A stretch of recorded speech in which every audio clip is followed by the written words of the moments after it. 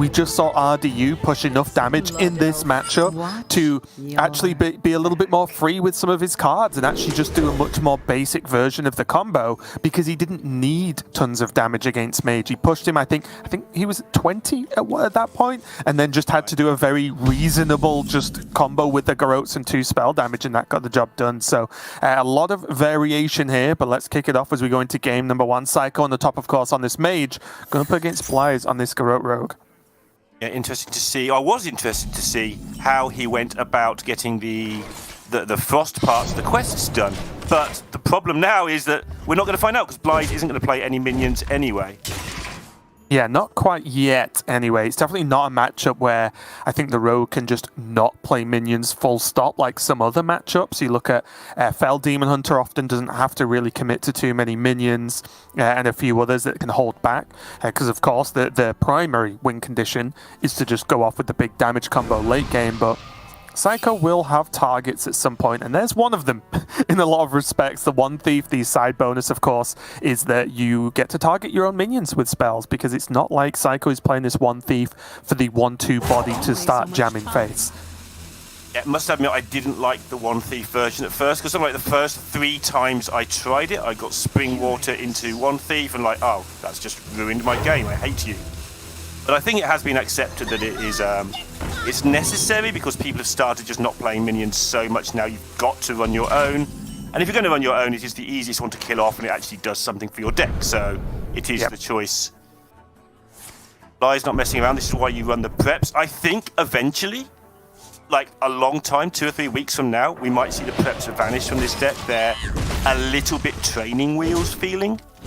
You know, I'm not accusing xBlyzes of needing training wheels. I just don't think anybody really realizes yet that you don't necessarily need preps. We did see Casey and I think Bunny go without them, with mixed results. Right. But you do have to play slightly differently in those builds as well.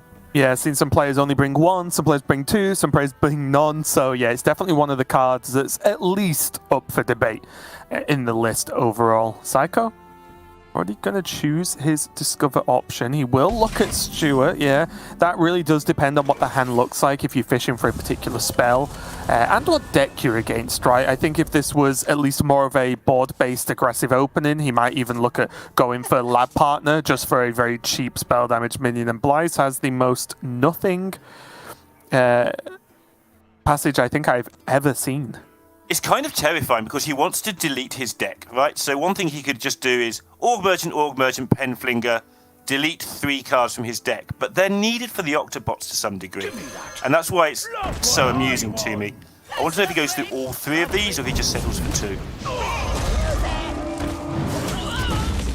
Yeah, he's going to trick 3. Yeah, just delete as much of your deck as possible. It does mean that you're going really fast through your deck. Downside is there's that minion on board we've been talking about, and also his Octobot now a little bit harder to proc, especially as he's only playing the 1 Brain Freeze, I believe. So right, could run into trouble with that later on. Now Seiko has to just do some planning and work out how he wants to progress this quest and how he can progress it. He has multiple options here, even just going for the Flurry just to get an easy freeze proc off if he decides he requires it.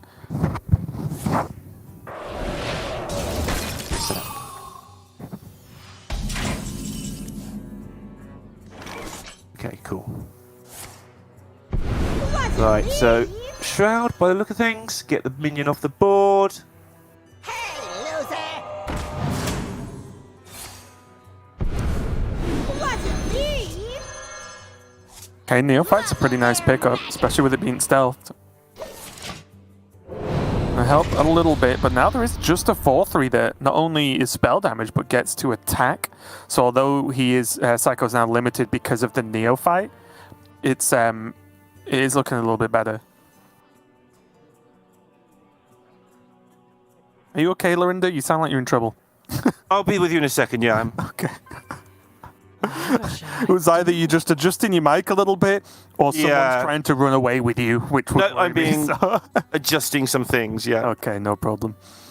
Yeah, though, but Seiko might just have to commit to Ice Barrier this turn. I don't know if much else really helps him. The problem is, I think he's currently locked on the quest. He's already played Frost, so He might be a little bit afraid of that. Right, I'm back with you now. Okay, where are we? Where am I? What am I doing? What's going on? Okay, cool. Well, this is Hearthstone, Lorinda. Cool. This sounds like a good game. Let's have a look at it. Yeah. All right, so Going to avoid the ice barrier here and go for the secret discover itself instead. To try and go a little bit different here. I guess this becomes like I want to say counter spell. I imagine is the only real good choice there. I mean, the ice barrier is a frost spell, which he might need, but the counter spell is actually more functional than you might think, because there aren't many spells in these decks. The One Thief need to generate a spell just sometimes to get it countered so you can get your Garots through. Obviously, getting your Garots countered is a disaster. There's like 2 preps, 2 shadow steps, and that's basically it outside of your Garots. Yeah. He didn't want to pick the ice barrier, of course, as well, because he wants to be able to play that for the frost proc. xBlyzes is now going off just a little bit. Again, he has both field contacts now. Shadow stepping one of them makes that just a nice cheap 1 mana, and now he does just need those Octobot draws, right? And then he's really going to be able to go off. Has the Org Merchant, has double Garrote in hand, has a Penflinger to do some procs as and when needed. It's all lining up very quickly for xBlyzes, and not so quickly for Seiko.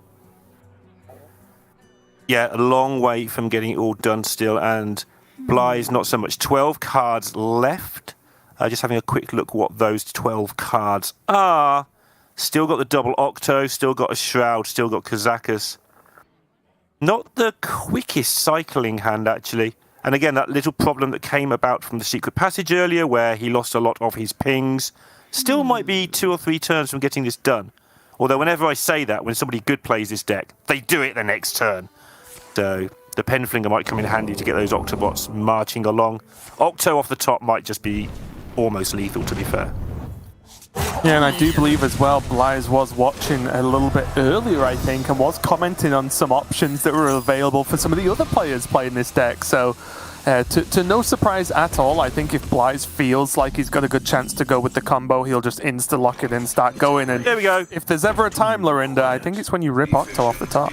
Yeah, here we go. He might not complete it here. He does have the option to play double field contact as well, because his hand is half empty. It's very rare that you do that, but it's an option he has available.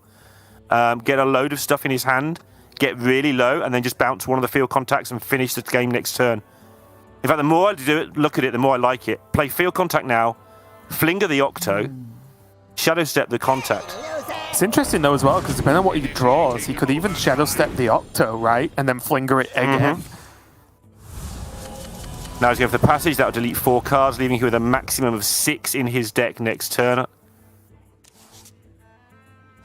Doesn't get to delete much of this, but he does get the Neophyte, which might just be a thing he needs to play down. Choose soon. Could instead go for max draw and go Org Merchant Penflinger again. He does still have another field contact in his hand, right? That's what he's going to do. Just drawing max can give this field contact Divine Shield just to make Seiko have to work a little bit harder to kill it. Makes sense. Yeah, I love it. And you know that it's hard when xBlyzes takes 3 seconds to have a think. Right.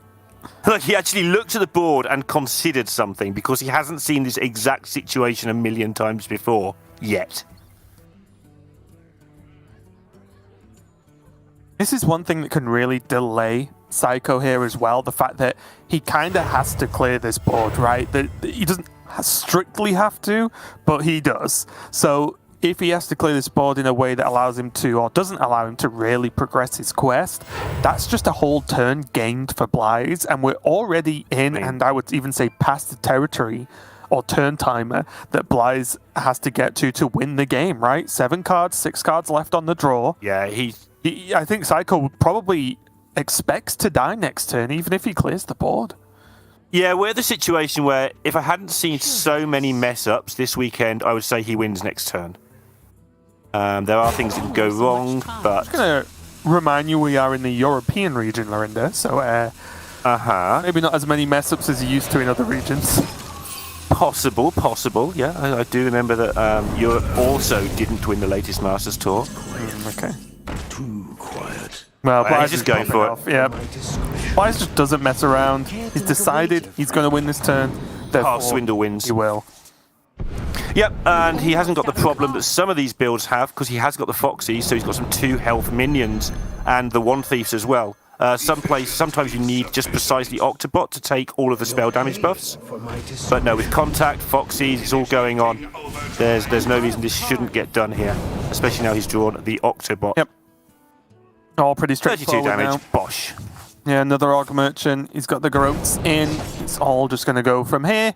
And that is going to be game 1, going to Blyze with the Garrote Rogue. You're paying for my discretion. And very clean, very simple, very straightforward, right? This was one of those games that didn't require too much creativity to get the job done. I think Blyze made good decisions, but I also think he didn't have to stretch too far for them because Seiko was just so delayed in really achieving anything this game. Yep, as you can see there, though, it's not like as turbo as, let's say, D6 Warlock or something. Turn 8 seems to be the go-to turn where if you're not really impeded by anything and your deck runs vaguely smoothly, turn 8 is the number you're looking for. Turn 7's kind of fast. Turn 9 you've kind of lost. So keep an eye on that. We're going to see a lot of Rogue over the next, well, the foreseeable future. So see if that number comes down to 7 over time. But 8 is the number we're seeing a lot of people win on right now. Yeah, one thing I will be interested in, though, is if it will make as heavy an appearance next week in Last Hero Standing. Because the deck does one thing and one thing very well. Yes, you can play tempo to an extent, of course, don't get me wrong. But combo and things like that are something that you can kind of lean into having sniper decks for. So I do just wonder with this deck specifically if it's if we are going to see it once we move into Last Hero Standing. We are going to move on to a different matchup now, though. Lorinda, we are going to go Seiko on his Warlock versus Blyze on the Shaman. And this Warlock, although I don't think it was the exact list, but I was watching Zirius stream Warlock this morning, and he was running the Mithril Rod in his list. But one thing I did think about was, you know, Mithril Rod helps lower the mana cost of your hand, which then makes cards easier to play, and so on and so on. But the more I was looking at some of the games he was playing against more aggressive and board-focused decks, I was like, can this deck just play School Spirits? Because so many matchups right now, if I draw Soul Rend, I win. If I draw Soul Rend, I win. Or at least, you know, you feel very ahead. And although School Spirits does not deal the damage Soul Rend does, it's just a relatively cheap, nice AoE, especially if you've got Rogues on the mind, right? It deals with the majority of Rogue boards for 3 mana instead of Soul Rending for 4 and discarding a ton of cards. Yeah, interesting, although there are a lot of things like Priest has a lot of 1/4s and 1/3s, so it's quite important to have more than 2 damage. Hunter even has 2/3s these days and 3/4s, although it does have a lot of things that die to 2 damage. I'm not sure.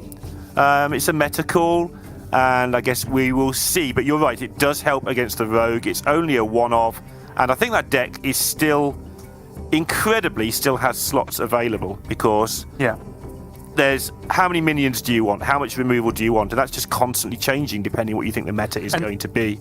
And as you can clearly see, what kind of removal? Some people are dropping the bolts, some people are dropping coils, some people are, as you can see, adding School Spirits and so on. So Warlock just has a ton of options, and it's not like that there's not any cards where you can fit them in the handlock. But we're checking out now Blyze's Quest Shaman, and the big deal here, of course, is that Earth Elemental. Only a one-of, but in a lot of matchups, having that kind of body available is very impactful, right? Like, there aren't too many decks that can comfortably deal with an Earth Elemental in a lot of matchups, so Blyze having that kind of option for an X-Factor turn is there in this list.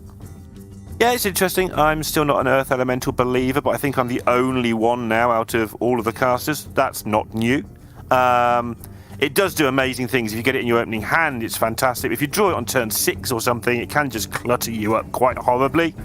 Obviously, Overdraft helps, but if you've gone past the first stage of the quest, the Earth Elemental does become a bit of a pain. And we've seen with Brutes, turn 5, 7, 8s. Are they that good in this meta? Not really. Really? I think they're pretty good against not Warlock. But this, of course, is Warlock. We are going to see Blyze now as we get into the game. And keep that Novice Zapper and Bloom. So he does have the Novice Zapper to go on 1, and then the options to Bloom into X on 2 or 3 to be able to not only pop off a little bit, but also finish the quest and negate all that overload. Yeah. anything he draws probably works with this, although there'll be one or two whiffs. There always are when you say that, but realistically, a lot of his deck just fits so nicely in this hand. Seiko's hand also can't do better than slow your opponent down into draw a load of cards, into blow everything up. That looks pretty good to me as a curve. Yeah, Gia was saying earlier just how powerful early Neophyte is versus Shaman, because a lot of stuff they do want to do is that spell base, you know, Serpent Shrine, the wolves, like just most things Shaman really wants to do involves casting spells, and buying just any time you can is valuable. Just will be interesting to see if Seiko goes for the Neophyte on curve, or if he just values life tapping much more, because I think if there's ever an excuse to tap here, it's because Seiko has Soul Rend in hand, ready to go. So he could have gone tap, backfire, Soul Rend, and just said, yes, there might be a few minions on the board by the time I Soul Rend, but is that just fine anyway, because they'll almost certainly all be dead. Probably countered by the backfire he had in hand. I think he may have tapped otherwise if he hadn't had that available to him. But the curve just looks kind of sweet. Pretty sure that Gia just needs to make Neophyte it over, not mull it over next week. She's been asking everybody, did the Neophyte hurt? Did the Neophyte hurt? In every matchup. It's great. I love it. And the answer is very variable. It depends what you're playing against. Against this Shaman, it hurts a lot. Xbyzes looks like he's going to proc, or at least way up procking the quest. If that bloom's coming down, he's procking the quest, going to get the Canal Slogger down on an empty board, and basically ask Seiko if he has Unstable Shadow Bolt, which he only runs. Which he only runs one of in the list.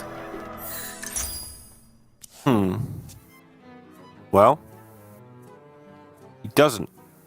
So that makes things awkward. He's only 6 damage. It's a decent chunk, but there's so much healing in the deck, he might just choose to take it and move on with his life. Wouldn't mind filling his hand up towards this Anetheron as well. Here for the tour? I can't believe that it's worth a Soul Rend here for the one minion, even though that minion is a very threatening shape. Does get hold of the Drain Soul. Not bad. Yeah, that's what he was looking for, I think. Everything works out pretty nicely for him now.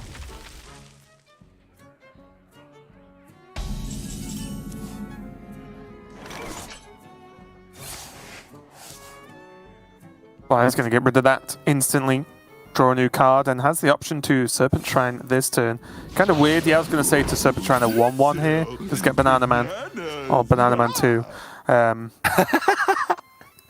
Just going to chuck the Serpent Shrine damage face, pile on a little bit of pressure for Seiko, but I think that's just saying I'm not going to Serpent Shrine Portal a plain 1-1 at this point. It's the original Banana Man, I think this one is. Important now for Seiko, really, too. Although he has played Backfire this game, I do think it's important here to start tapping, getting those heals up, and just getting this Flesh Giant playable, and maybe even this Anetheron playable at some point. Yeah, I know we meme about it to some degree, but this is where you are seeing the difference of the Flesh Giant nerf. Like, it's 5 now, it was 4 before, it was 3 before that. Like, it does make a difference, and I know it's small and incremental, but it's definitely much more awkward now. It's as simple as this, right? And this is the way I view it. If a card comes down a turn later, on average, and that one turn is in this meta, that's a long time. It is. That is a big gap to just come down a whole turn later. This meta's fairly fast, so one turn is the difference between winning and losing in a lot of cases.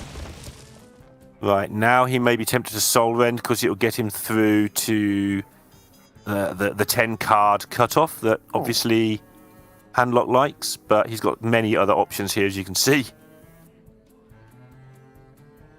It does have the entitled customer, a Seiko special in this list as a one-of. Deal damage equal to your hand size to all other minions, so a relatively big AoE a lot of the time in Warlock. The drawback mainly being that it's 6 mana to do so, which is expensive considering the minion you end up with. So Seiko looks like he's going to tap into that Soul Rend, and as you mentioned, get into that 10 card pool left over. One Flesh Giant's gone, one Scavenger. Oof. A bit painful towards the end, but not the end of the world.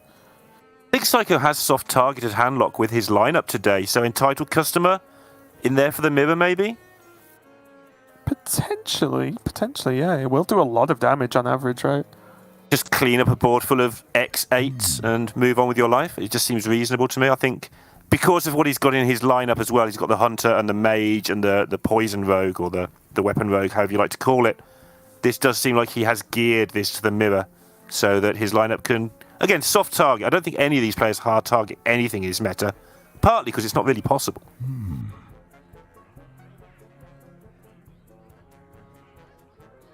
Not much follow-up here for Blyze. The storm is in me. No, Oh, he's but going to overdraft, okay. but the warning signs are here, right? There's a big charge call. He's getting towards the end of quest. He'd get the Drake, probably, I'm going to say the best outcome in almost all circumstances. Yeah, especially against a deck that kind of removes things in weird ways. It tends to be a lot of removal to get rid of an 8/8. Having to do it twice is just an absolute pain for Seiko here.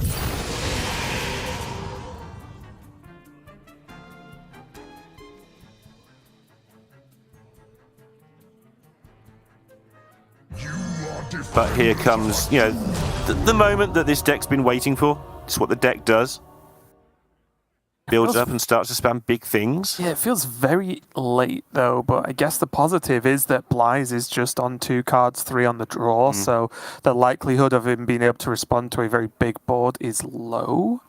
What is the follow-up though? He has Scavenger for 1. Wait, what's he going to do with Tamsin? Don't know. Tamsin Touch? He needs Might to be gain a bit of looking at- health. Yeah, maybe. So Tamsin Touch and he can still play the Giant, right? Yeah, I'm probably a null thrown in there somewhere along the line as well. Maybe not, actually. I've lost track. Oh yeah, I mean he's not going to mana for that, wow. How much mana do you think this Kotler in the... He's going to go for Scavenger instead. This will actually get him the difference here with the Giant. Now has some pretty good spot removal in the form of those Knolls though, and the Bristleback, right? Like that's a pretty good way to pick apart a board in many cases. Yeah, the Bristleback will just secure him a little bit as well. I know he's on 20 now, so he should be okay. But Shaman does do quite a lot of damage when he gets to the end. Sometimes. I mean, we can see this hand isn't that. Needs to hit that Tamsin. That's going to make things difficult as well. But at least he's now going to get to play Brukan. But he's just dead a lot of the time here. But the Battlemaster isn't in the hand. Yeah, crossing his fingers, Blyze. Battlemaster's not in his hand for Seiko. Does it matter? Not sure it does. He got 17. He does, right? Like he's got Brakan. Anything can happen next turn now. I mean, yeah, but doing 30? I wonder. I know what he needs to do. You're right. I've written off way too many games in this particular meta. Even more healing available for Seiko. Yeah, he'll be concerned because those 2 cards have been in Blyze's hands for a while. That Seiko's probably expecting them to half expect them to be lightning bolts and stuff. And stuff. Guidance, that sort of card. So many. The good thing here is he has a 0 mana touch to just see what's in the box. Yeah, there you go. He's just going to see what's going to pop out of this dragon, then review his situation. Oh, the clean kill as well. Avoid the frenzy effect. It's perfect. Yep. 28 health. 30 health. 33 health. Oh, that's not how it works. But yeah, sure. Yeah, it's going to be sensible. Kill off the Brakan so there's no shenanigans. Double Feral Spirit, available. Feral Spiller. Spilled my feral everywhere. You don't pick the ones. Tidy that up.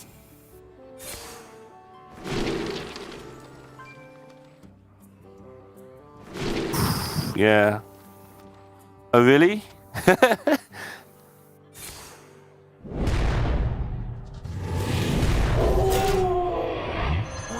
Well, that's lethal. Almost. 1, 2, 3, 4, 5. No, he's fine, right? He just closed the board, pushes 8, right? Yeah, he's got the entitled customer. The tech coming in clutch. The clutch just going to triple check how much damage he's going to do before he kills his own giant before the attack, but that is going to be enough there. Seiko takes the win and evens up the series with his Warlock, winning over BlyzEs Shaman. Pretty solid performance there, honestly, but I do feel that Blyze never really got going. But again, it's hard when there is that AoE available, right? The Soul Rends for the Warlock are so important in just putting a hard stop to the early game of any Shaman. Yeah, and that handlock for Seiko was, I mean, likely, incredibly likely to not be a problem deck anyway. He's favoured against pretty much everything here, depending how you see the Garrote Rogue matchup. So it's basically going to get banned a lot, and didn't, because the poison was just an even better selection. Yeah. So he's still got the 2 hard decks to go. But yeah, getting the job done in style and showing us that those tech cards didn't slow him down against the more normal matchups. And I think that's something to expect. At least, I can't speak for the other regions strictly, of course, but for Europe, we've been seeing a ton of handlock. We've been seeing handlock win quite a lot as well, right? Because just because it's not being banned doesn't mean it's not the best deck in the game or the best all-round deck in the game right now. It's just that there are other more specific decks that can cause a few more issues. So because we've seen handlock being left up, which is unique compared to the last few weeks, you are going to see it win. I don't think many players are going into a matchup and not expecting a Warlock they've left up to be able to grab a win somewhere. You'd need a very specific lineup. Moving on though, Seiko does have that kind of aggro stuff in the form of this Face Hunter as well. Yeah, absolutely. I think this is going to be his problem deck though, overall. He's got to beat the Shaman, or the Garrote Rogue, or the Handlock, and the Handlock might be his best chance out of those 3. And so he'll be hoping to queue into that. Another reason I think actually that BlyzE banned the Rogue and not the Handlock himself is that the Rogue is, it beats Handlock nearly always, and I think he wanted his Handlock to have some better matchups. And this Hunter, again, it's the weak link. If it doesn't beat the Handlock, I think that Seiko will be in trouble. If it does beat the Handlock, I think he will win. Okay, yeah. I mean, I can see that, right? Like, these are the 2 very polarized options here, where the Shaman is good against aggro, and then the Handlock can be a little bit weak, right? It's one of the... I actually think when I was playing tons of Shadow Priest, which is a different deck, it's not Face Hunter, of course, but I was playing a lot of Shadow Priest, and Warlock was one of my best matchups by far, because it's just too much damage front-loaded with the burn spells towards the end, at least for Hunter. So, yeah, we'll have to see how it goes. BlyzE's going to be on this Warlock here, and this is going to be, I guess, the main test, right, of what's available left for both these players. Yeah, I mean, absolutely. And again, the matchup isn't, the whole meta apparently isn't quite as polarized as we tend to feel, and it never is, right? Even the really one-sided matchups, we always go, oh yeah, he always wins this, but actually it's usually 75-25 or something. This one's nowhere near that. This is basically 50-50, but it is in the black and white world where things either win or they don't. This is the matchup of this particular match, and I would expect the winner of this one to be in a strong position. Especially as they'll be 2-1 up. It's easy for me to say. But I'd be saying that if it was 0-0 now as well. So can BlyzE get it done? Very normal looking build. Yep, pretty standard overall. There is the 1 spice bread baker that I believe is... even if you don't want to say it's become standard, it's common. You wouldn't be shocked to see one be played against you on ladder. So I think that makes it common and expected to at least an extent. And the same with Seiko as well. He's bringing a pretty straightforward Hunter. I mean, how do you played both of these decks extensively. How do you see this matchup? It's tough, right? Because Seiko's playing this list. Oh, sorry. No, I'm being stupid. I'm mixing the players up. Oh, no, yes. Yeah, it's very standard. Yeah. Sorry, apologies. It hurts me to say, but I still think I'd rather be the Warlock in this matchup. You've just got to make sure you hit some of your heal cards, right? Like, if you do a weird game where you end up whiffing on the Drained Soul and on the Touch, then you're probably in trouble. But outside of that, I think you can heal enough and then just drop down a threat and it becomes a little bit slow. You might just have to take over for just a second though, Lorinda, so I'll leave you alone for now. You'll be okay. No problem at all. I left you alone for some of the last game, so let's have a look at this Hunter. Nice curve here for Seiko. Curious to see if he coins out the Felmore. This is where I need Raven's help to get it down 1 turn earlier, so there's less chance of it bumping into something along the way. The later you play that Felmore, the more problematic it can be to insert the 5 damage into your opponent's face. Of course, this is always the matchup where we meme that both players are trying to hurt the same person. They're both trying to injure the Warlock.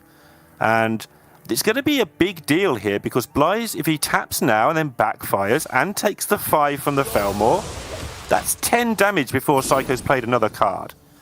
Now, we know this is how Handlock works. It jams the board and gets its health back. But Seiko now has the opportunity to put a lot of pressure on because he doesn't know if there's a Soul Rend, but that's 2 turns away anyway. Curious to see if he just goes for it here. Having a look at the list, that obviously the School Spirit's not in here, so no necessary reason to buff to 3 and get your minion drain sold. I like just playing the Wolpertinger myself, having the most minions possible on the board. I'm sorry about that. Before the Soul Rend. Hey, Raven. Yeah, looking pretty good. Did what I thought so he far, would, right? Yeah, absolutely. And BlyzE not able to play the backfire that he was hoping to play, that he kept in his mulligan because of this. He needs to put something down to take the 50-50 against the Felmore. Okay, wins it though. Which isn't. He does win it at all. Or, you know, win it in quotes, I guess. However you want. I mean, it's huge. The way it's panning out, because he's got no removal in his hand, it's absolutely huge that he won that hit. Seiko just working out now what he wants to achieve with this turn. I will say, I think it's reasonably fair just to go for an aimed shot right now. Buffing the board doesn't play around Soul Rend at all. Right. So you're just adorable into a Soul Rend, doesn't change any numbers. So I like using this. Taking a turn off. He's got tons of damage represented right now. He doesn't need to squeeze out every single point. Yeah, he'll be scared as well because BlyzE kept that backfire in his opening hand, and the way the game went meant the Felmore came down, which meant BlyzE didn't play the backfire. But Seiko will have the read that that's a Soul Rend. Potentially, yeah. Because what else could it be? Like, obviously when you can see the hands, oh yeah, it could be a backfire, obviously. But it's in the heat of the action, you're going to assume that's the Soul Rend the way this game's gone. I'm going to get... I'm very interested in... The way I can see this turn playing out are these 2 Wolpertingers live. So I think Seiko might wrangle the Wolpertingers this turn. Not something you see super often, but I think something that could be pretty powerful given this state of play now. I'd like to see it. It's a huge read if he gets it. Yep. Beautiful. Bam. An extra 4, Bam. why not? Bam. Where's the cutoff? How much does these minions need to do? Or is it because of bread bakers and touches, does it just not matter? Like in other games, Hunter just goes, okay, I need to do 15 damage with my minions and 15 with my spells. But does that all go out the window here, do you think? A little bit, yeah. I mean, the fact he's got this much minion damage in is really good because you know there's a lot of spells left over, right? Yeah. It's becoming more and more likely the draws off the top are going to be spells. BlyzE maximizing healing that turn. Wow. And there's Barak. Insane. I think at this point I would just 100% push 6, play Barak and be like, right, I've got quick shot, another aim shot, and whatever for the 1-drop, right? It's just so much damage. Yeah, that makes sense to me. I wonder if there's anything else he can fit in. He's got the double adorable, does 2 more immediately if he wants to go for that. Going hard. Just going. Well, he's got some minions, because he might never have a minion again in his mind, right? That backfire's still there. If he does this, then he wound praise and kills the 3-2 to play around Soul Rend, so his Wrangler will live through a Soul Rend on average. Right. That makes sense to me. I like that play. It's just surprised me a little bit, because if he played Kodobane this turn, obviously he pushes less damage, so you'll never hear me overly complain about someone pushing more damage, but even if the board is Soul Rend, he has tons of burst damage at that point, right? And if BlyzE Soul Rends, he has 2 mana left this turn, which there isn't that many things he can achieve with just 2 mana. Still though, it's loads of damage. BlyzE simply has to clear this board, so there's an insane amount of value in just that. 18 cards left in the deck means that this Bristleback is a long way away from being useful.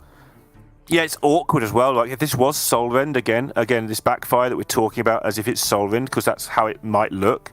It leaves BlyzE 2 mana to make sure he kills the 5/6 off and heal, he would need almost exactly touch. Otherwise, he's just dead to hero power and the 5/6. Yeah, Soul Rend Drain Soul or Soul Rend Touch would have to be done to do the job. Ray's dead into Bread Baker. Fresh out of the oven. He'll And then, get this turn.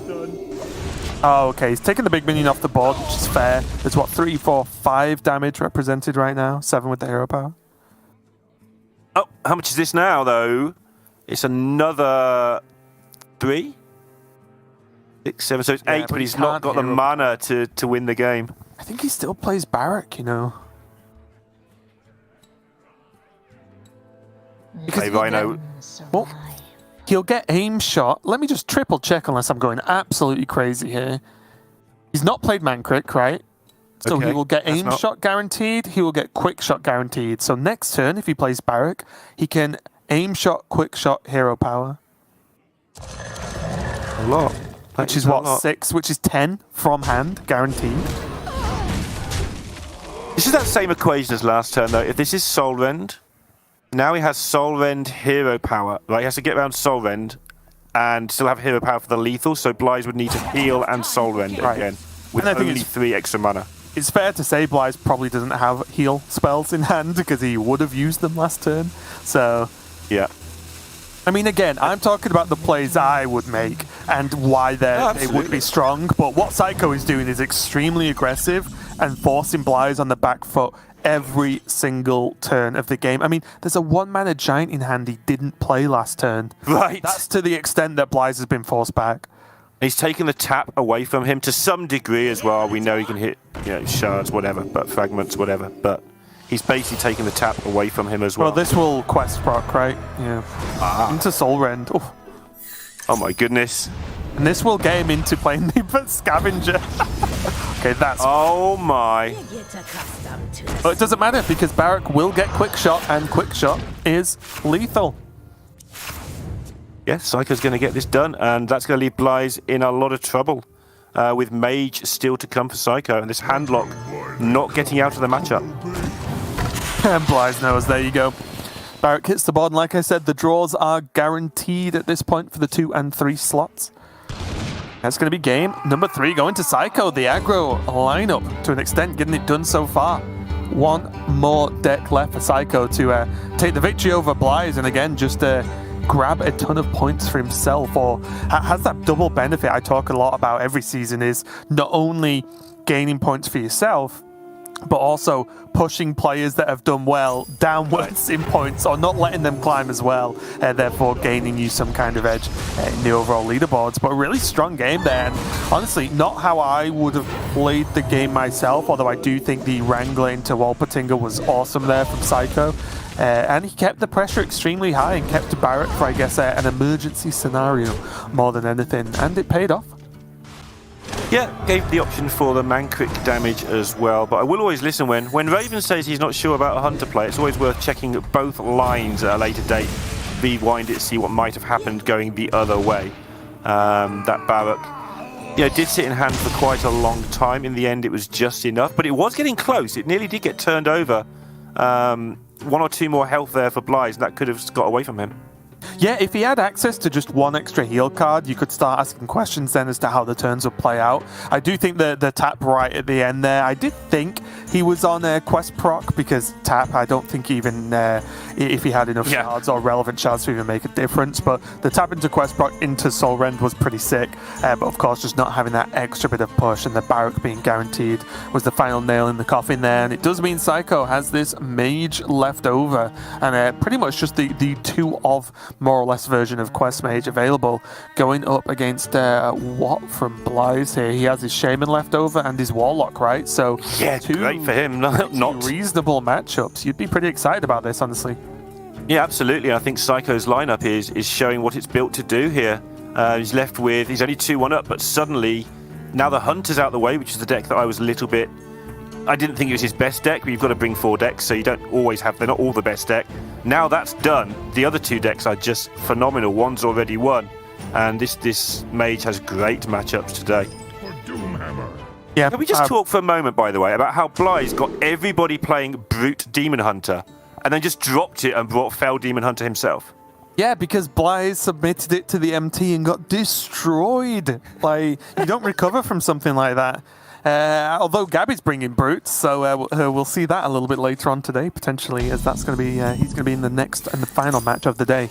But here we are going to decide who's going to take the victory, or Seiko or Blyze here. Double one thief. At least he knows his refreshing spring water's safe this game. Yeah, and I know you're joking, but I hate it so much that I actually like that to happen. It's like, yep, it is safe.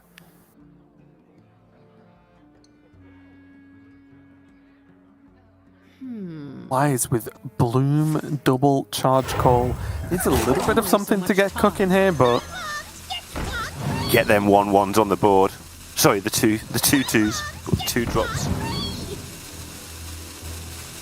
actually really like this play from Seiko. Shaman always wants to, power forward in the early game. Seiko doesn't really lose out on too much here.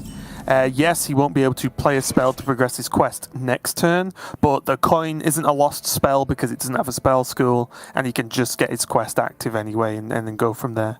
I think arguably you could say throw the quest away and you could still win this matchup. Imagine if the coin was all spell scores instead of just one, and you could pick which one it activated. Or it just activated as them all.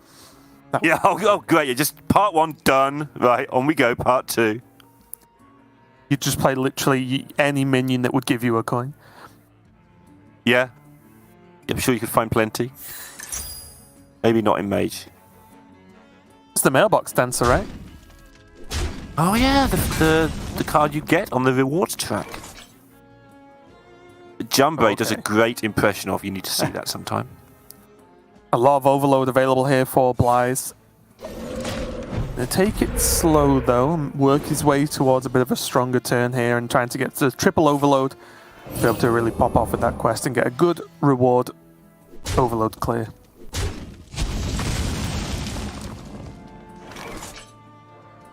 Right, I'm curious to see how he's going to go about this. If he's going to save this bloom for a long time. He hasn't got that much choice at the moment, but looks like he's going to use the bloom next turn to have some sort of turn. He might need a 4-drop, even though he won't want it. Yeah, it's kind of rough, isn't it? Yeah, and I find this a lot with Shaman. Like, the power level of the cards is super strong, the power level of the quest is super strong, but the synergy amongst the cards is sometimes lacking. You kind of have to make things happen yourself rather than let the cards interact nicely with each other. Already Seiko looks in such a comfortable position. That Earth Elemental helps though. Yep, this is what this card is for in this deck. A nice early bloom. Well, it's not that early, but fairly early bloom. Reset the quest, and everything costs nothing. It's great. He's going to get 5-drop, right? If he goes for it this turn, it looks like he's going double. Oh, sorry, he's not off. Yeah, he's off too. But he's going to go Lightning Bolt and then go 6 next turn. Mm-hmm. And that'll be quite a lot of damage. Now, of course. But the trouble is, it's taken a while to set up. Yeah, because of how the mana works out, he was allowed to save the Lightning Bolt here. But one thing that Mage is quite good at is freezing and messing around and buying time against big minions. I got a good feeling. Me too. Random Ogre man. Optimistic Ogre, I want to say. Yeah. Pretty good though, even though it's not, the perfect card. It's a big body that will soak up some hits. And even if it gets to hit face once or trade 1 minion, that's worthwhile. Considering the value he's got from it. Blyze now with double bolt. Has to work out where he wants to go from this point. He's going to double bolt face. He's going to respect the minion. That makes sense. The double charge call in hand. Yeah, getting something out of the Zapper as well. I feel that if you'd made this card, it'd be Optimistic Ogre, and if Sottle made the card, it'd be Pessimistic Ogre with the exact same effect, but the exact opposite card text, like misses half the time. I love that card's design, it's great. Or more realistically, if I made the card, it would be called Optimistic Ogre. If Sottle made the card, he just would say no and not make it. Yeah, or it'd be called Pessimistic Card Thing. Yeah. Right, Fire Sale is the interesting part of this turn.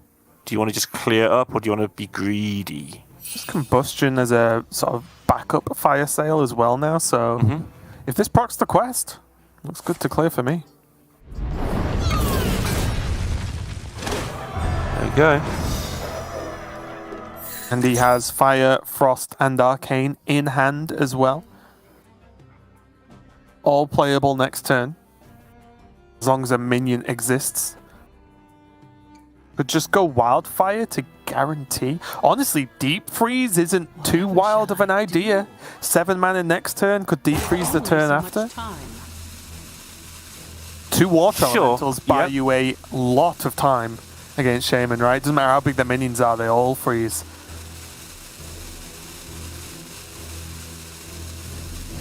Yeah, that's fair. And getting to turn 9 would be amazing for Seiko. Like, mages just win that late, but he feels he doesn't need to. Just set it up with a biscuit. It's go time for Blyze with the 5 mana charge call almost here. Okay, Keymaster. Not bad, you know. Not bad at all. I like Keymaster a lot when rolling. I think I prefer 7s to 8s sometimes because of it. It's because you're so low on cards in Shaman that you quite often just need a card that does anything. It doesn't really matter what it does.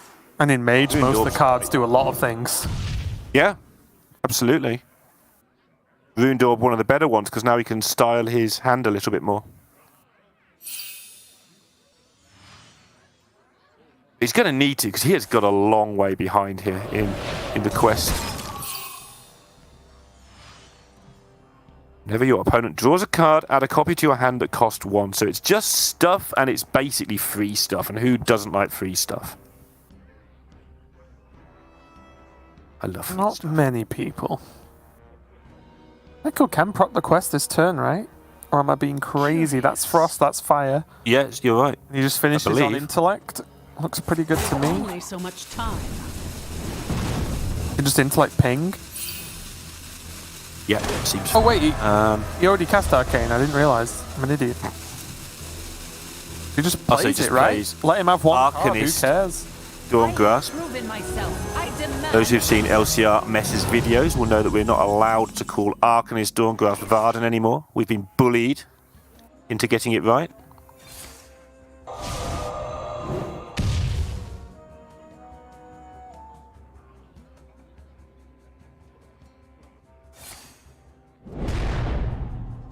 Torrent's a nice pickup.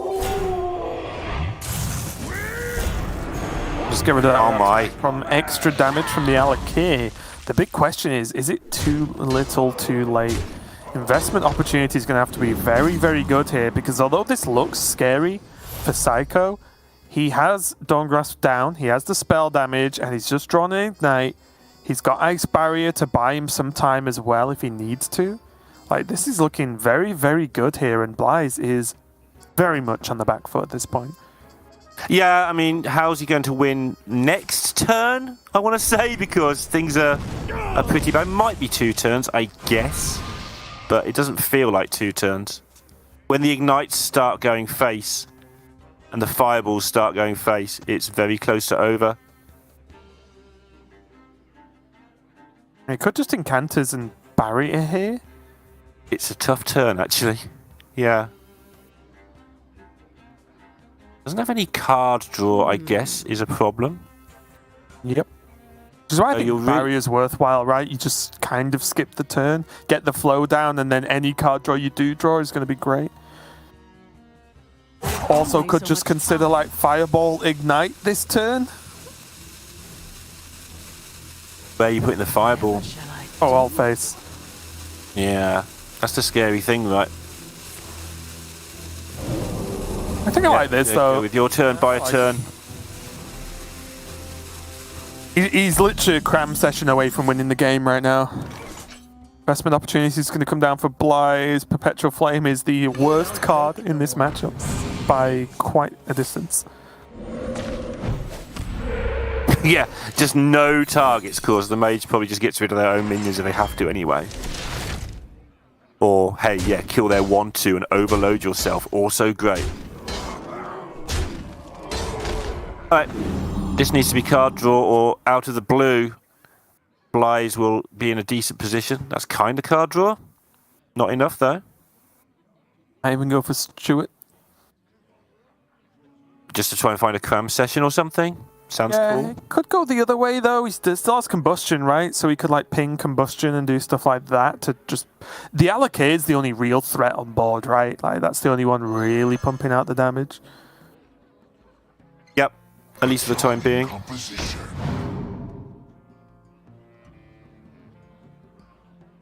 Getting close to a lot of damage for Lethal himself. But the Flame Strike's also tempting. If things go wrong next turn, he doesn't get any more card draw.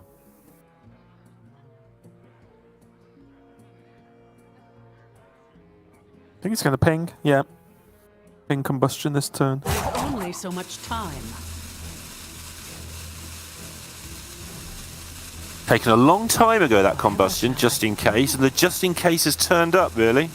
Yeah. Looking at it, actually, the ping combustion would leave the wolf alive on 1, right? Because it would only be 2 overkill. I love this Raven. Like this, yeah. I nearly mentioned it. Like, he doesn't need to go face. If he draws card draw, he'll win the game anyway. And if he doesn't draw card draw, he's dead to this board after the Flame Strike and a reload. So why not just use your damage on the board, which is really weird for Mage, and then just draw a cram session and win anyway. Buy yourself an extra turn to draw that cram session. This is a ton of damage, though. For Khan, there's Lightning Bolt, there's the Ignite as well, which is scary. Now he's actually going to use the Flame because he's got no use for anything else, just to get rid of the 4/4, which would have traded into something. But he's crossing his fingers. He knows what Mage is capable of. I think that was a fire spell, right? Yeah, another Ignite. So Flame Strike, Ignite, Ping, I guess? Or maybe even Mana Biscuit instead of Ping. Blaze has got since he started streaming, he's got a little bit more emotive, hasn't he? Oh yeah, he loves it, honestly. He's just sit there and sort of play the game and he's void. And leave the void, yeah. Just a floating head. But now he's singing and he's crossing fingers and he's nodding knowingly, sagely. Curious. I was looking at Ignite, Mana Biscuit or Ping here, but I actually like not playing the Ignite, and I think Seiko came to that realization as well. Even if he just fireballed, I wouldn't have been upset with it, because if he plays Ignite, he puts another card in the deck, right? And he doesn't want to draw an Ignite, he wants to draw a card draw, he wants to draw a cram session and such. So yeah, I think I was a bit too eager with the Ignite. Imagine you being eager with a spell that goes to the face, Raven. Yeah. Just can't imagine such a world. Players now crossing both hands. Fingers. Oh, well, you can still shuffle, or you can AoE the board. Rotating crossed fingers. This is going to become a thing. He's not going to be able to stop doing this if it works, because if it works once, you've got to keep doing Intellect. All going. Oh, there's cram session. Get out of the game. That's going to be over. Ignite, apparently. Cram session, fireball, do whatever, win the game. Looks pretty good to me. Things would have to go very wrong, and I think it's almost impossible at this point, because he has 3 Ignites in the deck, I think, as well. Yep, still 7 mana hanging on. Yeah, 1 billion damage. Seiko is going to take the victory over Blyze and put a stop to his run so far this week in Grandmasters. And for Seiko, really big win. He's not had the best opening this season at all, so him progressing not only to top 4 but potentially even further with this lineup looks to be something that could quite easily happen. I am actually a really big fan of how Seiko's chosen to approach this week in Grandmasters. Yeah, it's nice to see him clearly invested, which isn't always a thing with Seiko, but this season seems to be he's back invested, and that shows that he's put a lot of time into this lineup. It had an obvious plan, which was set a soft target handlock, and he stuck to that plan, and it came off. And it's interesting that Blyze chose not to ban the opposing handlock, realizing that his handlock was being targeted, so he took out the biggest target of that deck, not necessarily the best opposing deck overall. And I'm bringing that up because Seiko's got 2 more matches tomorrow, a semi-final and a potential final, and we might see other players doing a similar ban strategy against him.